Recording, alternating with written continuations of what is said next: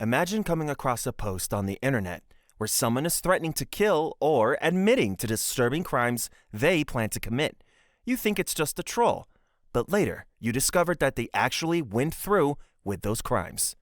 In today's video, we're going to explore some of the most disturbing posts on the internet, from criminals who warned about the crimes they planned to commit to disturbing confessions which led to arrests.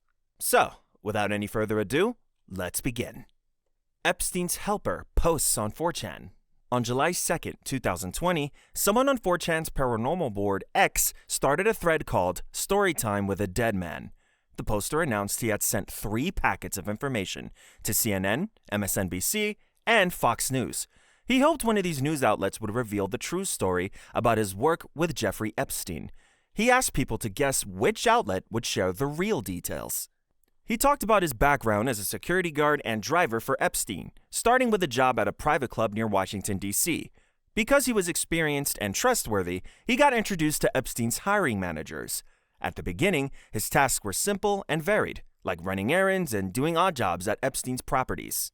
Over time, he gained Epstein's trust and started doing more important tasks. At first, Epstein's charm made him question the rumors about him. However, his job eventually involved handling sensitive and illegal activities, like transporting young girls to meet Epstein. He talked about picking up a teenage girl, about 16 years old, and bringing her to Epstein's home. The girl looked upset and was crying when she left. His responsibilities grew to include transporting drugs and other packages, without knowing what was inside. He was paid well, but his work became more morally questionable. He shared a story about a young woman who had overdosed at a wealthy client's house. He was forced to dispose of her body, which involved wrapping her up and taking her to a remote spot for others to pick up. He briefly worked for a wealthy young woman named Cole, whose reckless actions led to another death. Once again, he was forced to cover up the incident, making his situation even more morally complicated. He also worked for a famous pop star, arranging for young girls to be sent to her hotel room, pretending it was for a job. After Epstein died, he was let go but remained paranoid and afraid of being targeted because he knew too much about Epstein's activities. He described seeing strange and disturbing things on Epstein's private island, like secretive gatherings and rituals. His fear grew, especially after he saw the murder of a local journalist who had been recording with a cell phone. He reflected on his role in these illegal activities and felt regret. He also planned to end his own life. He realized the seriousness of his actions and was terrified, knowing his time was running out. His thread was a desperate effort to expose Epstein's hidden world and the operations he was involved in. There's no way to tell if this story is real or fake. If you read the original post, you'll see that it has several red flags, is overly dramatic at times, and the claims aren't supported by any verifiable evidence. Dylan Klebold and Eric Harris posts. Dylan Klebold and Eric Harris, the guys behind the Columbine High School shooting on April 20th, 1999, left a lot of their thoughts online. One place they posted was called The Trench. It was Harris's personal site where he shared his intense anger. He wrote about feeling super alone and frustrated with his life. He was really upset with the people and systems around him, like his classmates, teachers, and society in general, feeling they had failed or misunderstood him. Harris's posts had a dark vibe. He thought life was pointless and society's rules were meaningless. In his rants, he threw traditional values under the bus and was really critical of what he saw as a phony, corrupt society. This view kind of fed into his justification for his extreme actions, as he saw societal rules as worthless. He also included some graphic and violent images in his writings. He didn't just talk about violence to vent his anger. It was like his way of dealing with his emotions. His descriptions were vivid and showed a fixation on violence. He even laid out specific scenarios where violence was his go-to solution for what he saw as society's failures. One big idea in The Trench was Harris's belief that society was headed for a collapse, and he actually thought that might be a good thing. He imagined this collapse as a kind of cleansing apocalypse that would fix all the flaws and injustices he saw in the world. This idea wasn't just a side note. It was a major part of why he felt his actions were justified. Harris was into all sorts of stuff. He chatted about video games, tech, and deep thoughts on different forums and message boards. These interactions seemed pretty typical and showed how he tried to blend in with regular online communities. His posts on these topics were casual and normal, which made them stand out compared to the darker stuff he posted. But he also used some of these platforms to crank up his violent ideas. Sometimes, his posts included direct threats or creepy hints about violence, often disguised as jokes or sarcasm. This made it hard for people to tell how serious he was. Even though his violent content didn't always directly relate to his other conversations, it clearly showed he was getting more angry and frustrated. Harris's writings got pretty detailed about the weapons they planned to use, like guns and homemade bombs. He talked about how they got and prepped those weapons and how they intended to use them during the attack. This showed they had really thought through their plans and understood the details of what they were doing. Their manifestos laid out their whole plan, including how they would get into the school, the timing, and how to cause maximum impact. They even included strategies to avoid getting caught and to stir up as much chaos as possible. Harris also explained why they chose their targets at the school. He picked people and groups who he thought represented the parts of society he hated, like popular students and staff members who symbolized everything he was against. He wanted their attack to create as much fear and destruction as possible. Harris believed that the more chaos they caused, the more significant their event would be in the history books. Harris and Klebold saw themselves as martyrs for their cause. They thought their actions were justified because of the wrongdoings they felt they had endured. In their writings, they tried to make sense of their violence, framing it as a necessary reaction to a society they felt had let them down. Mark Condit. Mark Condit, known as the Austin Bomber, was behind a string of bombings in Austin, Texas in March 2018. He killed 2 people and injured several others with his homemade bombs. His blog entries give us a glimpse into his mind and the views that might have driven his attacks. After Condit was arrested, his blog posts revealed some pretty extreme views. He ranted about all sorts of controversial topics, from politics to social issues, and his writings were filled with anger, conspiracy theories, and radical opinions. One of his blog entries made a really offensive comparison between legalizing same-sex marriage and bestiality. He wrote something like, quote, "I am not politically inclined. The legalization of gay marriage is just like legalizing bestiality," unquote. This kind of statement shows just how far out there his beliefs were on social issues. His entries also laid bare his personal struggles and feelings of alienation. He seemed frustrated and out of touch as society evolved around him. As his views became more extreme, Condit moved from just being unhappy with societal changes to adopting violent and radical ideologies. His posts reveal a mindset filled with intense anger and a need to lash out in provocative ways. After his death, authorities found a 25-minute video on Condit's phone where he explained how he made the bombs and talked about his personal issues. The police described the video as a desperate cry for help from someone who was clearly very troubled. Parkland Shooters YouTube channel. The Parkland school shooting took place on February 14, 2018 at Marjorie Stoneman Douglas High School in Parkland, Florida. The shooter, Nicholas Cruz, was a former student who carried out a mass shooting, killing 17 people and injuring many others. This was one of the deadliest school shootings in U.S. history. Before the shooting, Nicholas Cruz posted some disturbing comments on YouTube. He made a really creepy comment under the name Nicholas Cruz on a video about school shootings. He talked about wanting to become a, quote, professional school shooter, unquote, which was a pretty obvious sign of his intentions. People did notice Cruz's disturbing comments and flagged them, but sadly, the response wasn't fast enough to prevent what happened. Cruz's online activity wasn't just limited to YouTube. He was all over social media, posting offensive stuff, violent images, and rants about guns. His accounts were full of extremist views and a really unsettling mindset leading up to the shooting. During the investigation, it became clear that Cruz's online comments showed a clear pattern of violent thoughts. He even posted things like, "When I turn 21, I am going to kill people," and used a smiley face emoji when talking about seeing people die. On Instagram, Cruz shared photos of himself with firearms and knives, showing just how obsessed he was with weapons. After the shooting, it was revealed that Cruz had made even more disturbing comments on YouTube, like, "I want to kill people," and "I love to see families suffer." His comments showed a creepy fascination with death. Leading up to the attack, Cruz had also been doing a lot of research on past mass shootings, like Columbine and the Las Vegas concert. He even looked into the layout of his school and response times to shootings, which showed he had really planned out his attack. All of this online behavior was just part of a bigger pattern of concerning actions. Cruz had a history of red flags, from run-ins with law enforcement to troubling behavior noticed by people who knew him.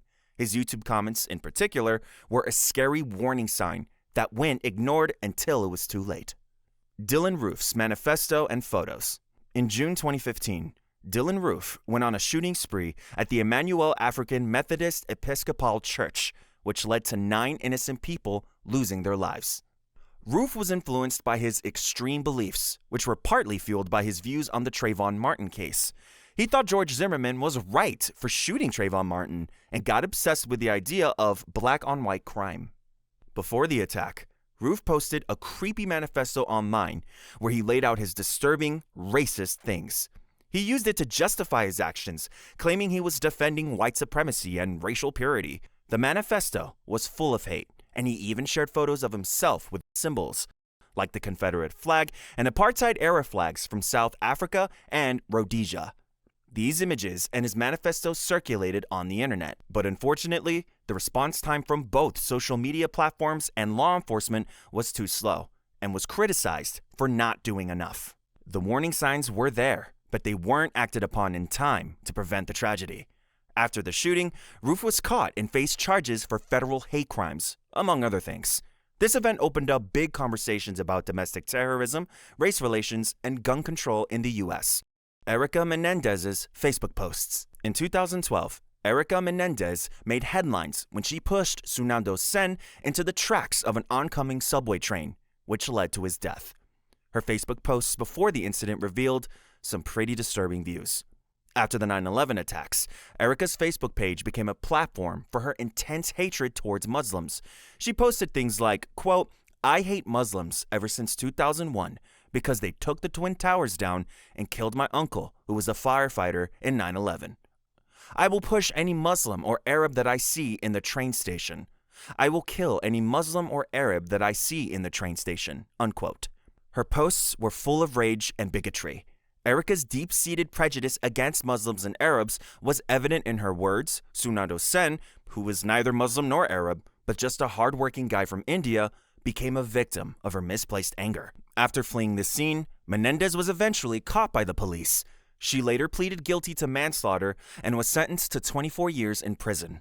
During her sentencing, Judge Michael Alois said, "You took the life of an innocent man, a man who came to this country seeking a better life for himself. You took that life in a brutal, horrific manner." Devin Kelly's Facebook rants. Devin Patrick Kelly, the man behind the horrific mass shooting at the First Baptist Church in Sutherland Springs, Texas, on November 5, 2017, had some disturbing posts online before the attack. His Facebook page was filled with anger, anti-religious rants, and an evident fascination with violence. On Facebook, Kelly went off about his strong dislike for religious beliefs, especially Christianity. Even though he had once attended the church where he later carried out the shooting, he turned extremely anti-religious, mocking believers and pushing atheism. His harsh posts led many of his former classmates to unfriend him. Just a week before the shooting, Kelly shared a photo of a semi-automatic rifle on Facebook with a caption, "She's a bad bitch." The rifle looked like the one he had used in the attack. These posts, combined with his known interests in guns and violence, were red flags. Kelly had been practicing shooting, including targeting animals, and he talked about it with people he knew. Kelly's online activity was just part of the problem. He was also dealing with personal issues, like a messy relationship with his estranged wife and her family. He sent threatening texts to his mother-in-law the night right before the shooting, showing his escalating anger and unstable state. Neighbors noticed a lot of gunfire coming from his place before the attack, raising concerns about his mental health and potential for violence. Investigators found plenty of warning signs about Kelly's behavior, both online and in his personal life. His past included domestic violence, a court-martial for assaulting his wife and stepson, and an Air Force discharge. Despite this, he managed to buy firearms legally because his criminal history wasn't properly reported. It's a tragic example of how critical warning signs can be overlooked, leading to devastating consequences. The Forchan murder confession. In 2014, a disturbing post popped up on 4chan from an anonymous user. It included a graphic photo of a murder victim and some details about the crime. This post ended up being crucial in finding the victim and catching her killer. The 4chan post was pretty horrifying. It had specific info about the murder, like where it happened, the state of the victim's body, and a photo of the woman. Thanks to the details in the post, investigators were able to locate the crime scene and identify the victim as Amber Lynn Copland.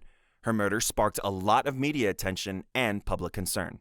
The trail led to David Kelly, Amber's partner, who was identified as responsible for her death. The info from the 4chan post played a big role in his arrest. In 2016, Kelly was convicted of second-degree murder and sentenced to 25 years in prison. Stephen Kazmierzak. In 2008, Stephen Kazmierzak went on a shooting spree at Northern Illinois University, killing 5 people and injuring 21 others. Before this event, Kazmierzak was on online forums that discussed mental health, including ones about social anxiety. His posts on these forums gave a peek into what he was going through. He often talked about his struggles with social anxiety and deep emotional issues, showing a growing sense of frustration and isolation. It was clear from his messages that he was dealing with a lot of inner turmoil. Kazmierzak shared a lot about feeling inadequate and having a hard time connecting with others. His posts painted a picture of someone struggling with his mental health and feeling disconnected from the world around him. Alongside his discussions about social anxiety, there were also hints of violent thoughts. He mentioned feelings of revenge and frustration with society. Even though he didn't lay out any specific plans for the attack, these posts signaled his rising anger and sense of disillusionment. Brennan Tarant. In 2019, Brennan Tarant shocked the world by attacking 2 mosques in Christchurch, New Zealand. He killed 51 people and injured many more. Before carrying out the attack, he posted a manifesto on Aeson, which laid out his extreme views and detailed his plans. In his manifesto, Tarant shared some deeply racist and anti-Muslim opinions. He tried to explain his reasons for the attack and used a lot of hateful language to justify the violence he was about to commit. On top of that, he included links to a live stream of the attack.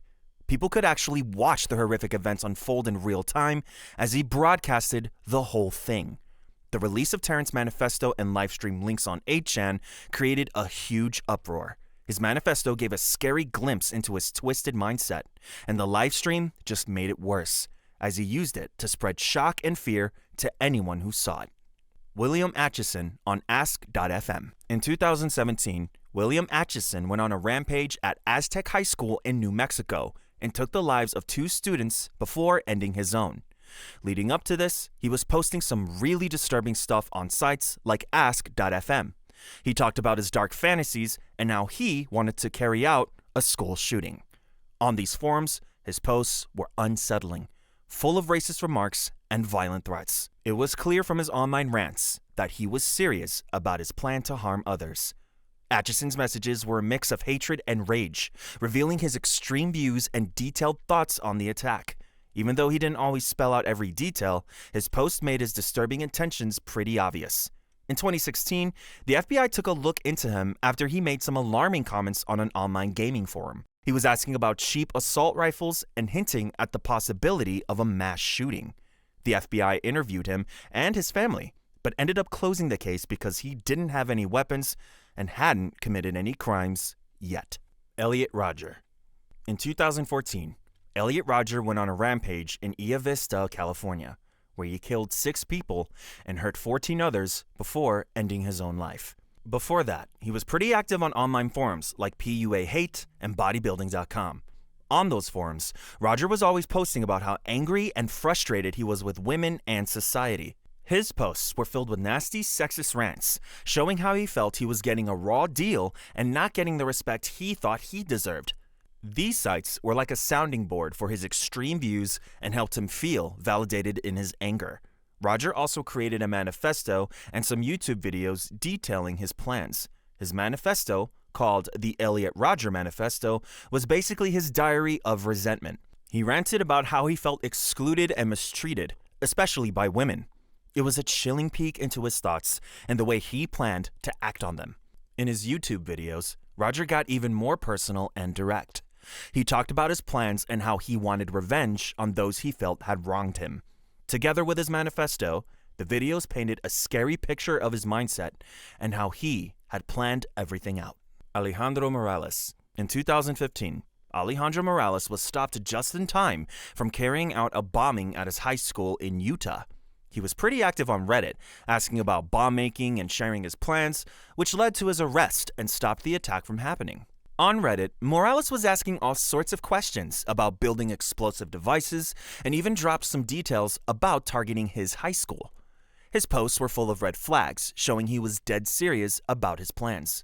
Luckily, law enforcement caught on to his posts and stepped in before he could carry out his plan. This quick action prevented what could have been a really horrific event.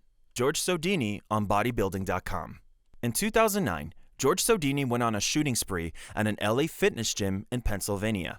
He ended up killing 3 women, injuring 9 others, and then took his own life. Before all that, he was active on bodybuilding.com. On the site, Sodini used the blog and forum sections to vent his anger towards women. His posts were full of bitterness about his personal life and interactions with women, and he felt really rejected and mistreated. He seemed to blame women and society for his problems. But it didn't stop there. Sodini also detailed his plans for the attack on bodybuilding.com. He gave unsettling insights into his mindset and preparations, even specifying the date and place for his attack. The LA Fitness Gym. Jiverly Wong. In 2009, Jiverly Wong went on a terrible shooting spree at an immigration center in Binghamton, New York, where he took 13 lives before ending his own. Before this horrific event, he had been quite vocal on immigration forums, airing his grievances. On these forums, Wong went on long rants about how he felt persecuted and wronged. His posts were packed with complaints about how he thought the immigration system was treating him unfairly and his growing frustration with it all. Oscar Ramiro Ortega Hernandez. In 2011, Oscar Ramiro Ortega Hernandez made headlines when he fired shots at the White House, aiming at the president's residence. Before this act, he was very active online. He used YouTube and various forums to share his bizarre beliefs and intentions. On YouTube, Ortega Hernandez posted videos where he claimed he was the second coming of Jesus Christ. His videos were packed with end-of-the-world talk and messianic ideas, revealing his delusions and sense of a divine mission. He didn't stop there. He also hit up online forums to spill his violent thoughts and frustrations. He openly talked about wanting to kill President Barack Obama, even laying out detailed plans and threats. His posts made it clear he saw this violence as a part of his supposed divine mission. All this online activity played a huge role in his arrest. Law enforcement used his disturbing posts and videos to track him down and make the arrest. Anthony Powell. Back in 2009, Anthony Powell killed a classmate and then took his own life. Before all that happened, he used YouTube and Blogspot to vent his frustrations and share his dark thoughts. On YouTube, Powell posted a bunch of videos where he expressed his anger and hatred toward women. These videos were basically long rants where he aired his grievances and negative experiences. His feelings were pretty raw and evident in his posts. He also had a blog on Blogspot where he dove even deeper into his violent fantasies and frustrations. His blog was like a window into his mind, where he detailed his plans and openly talked about his anger and intentions. It was pretty clear from his writings that he had serious issues and a dangerous mindset. Justin Bourke. In 2014, Justin Bourke went on a killing spree, killing 3 RCMP officers and injuring 2 more. Leading up to this, he was really active on Facebook and other online forums, where he shared his strong anti-police and pro-gun opinions. On social media, Bourke didn't hold back about his hatred for the police. His posts were full of angry and provocative language directed at law enforcement. He also ranted a lot about gun rights, stressing how crucial he thought firearms were and advocating for armed resistance. His online activity was a major red flag, showing that his mental state was getting worse and hinting at his potential for violence. Timothy McVey on libertarian forums. Timothy McVey, who was behind the Oklahoma City bombing in 1995, is known for one of the deadliest acts of domestic terrorism in U.S. history. He killed 168 people and injured over 600. Before the attack, McVey was pretty active on libertarian and anti-government forums, where he vented about his extreme views and frustrations with the U.S. government. On these forums, McVey was really fired up about government corruption. His posts were packed with anti-government rhetoric and libertarian ideas. He saw the government as corrupt and oppressive, using these sites to rail against what he thought were abuses of power and tyranny. McVey often ranted about government overreach and his concerns about personal freedoms. He was frustrated with government regulations and law enforcement, feeling they were trampling on individual liberties. PekkaEric Aan. In 2007, PekkaEric Aan went on a shooting spree at Jokela High School in Finland, killing 8 people and injuring several more before taking his own life. Leading up to this, Aan was pretty active on YouTube and various online forums where he shared his dark, nihilistic beliefs and laid out his plans for the attack. On YouTube, Aan posted videos that were all about his deep despair and bleak outlook on humanity. His videos had this end-of-the-world vibe and showed how he felt life was pointless and people were fundamentally corrupt. He also hung out on online forums, where he went on about his nihilistic views and his plans for the attack. He ranted about his frustrations with society and his desire to stir up chaos, making it clear he wanted to cause harm.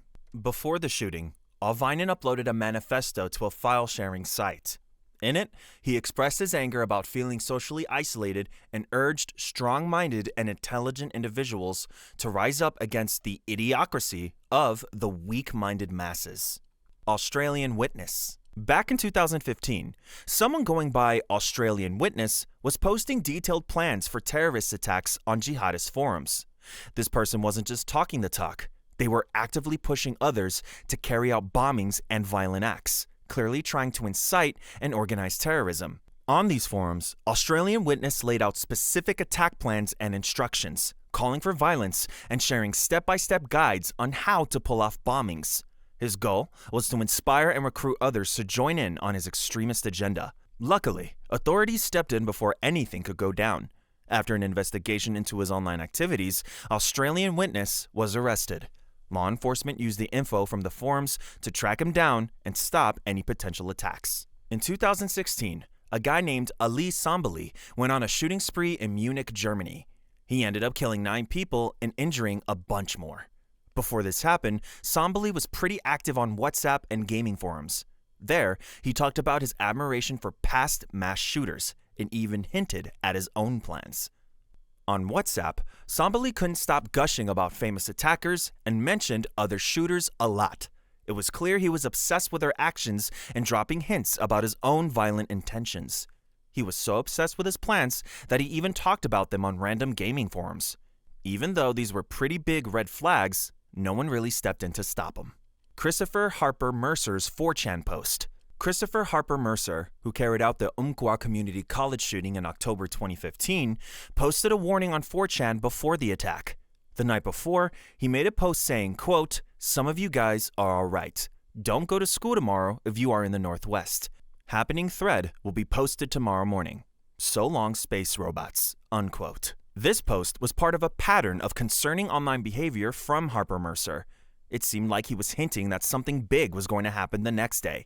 The term happening thread usually means a live discussion where people update each other on current events as they happen.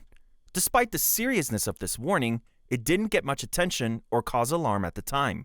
On 4chan, it was lost among many other posts, and because the site had little moderation, threats and disturbing content often went unnoticed or were brushed off as internet trolling.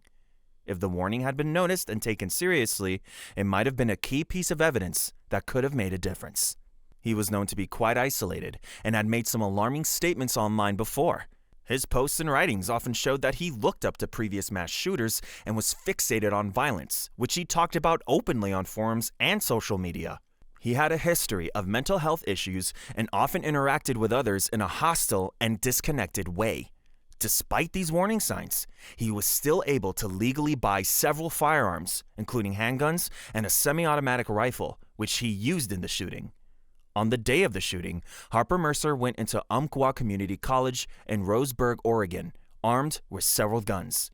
He began his attack, which led to the deaths of 9 people and injuries to several others before he took his own life. After the shooting, investigators looked into Harper Mercer's online activity, including his 4chan post, to understand his motivations and the warning signs before the attack. They found that the post was an early hint of his plans and might have helped prevent the attack if it had been noticed and acted upon in time.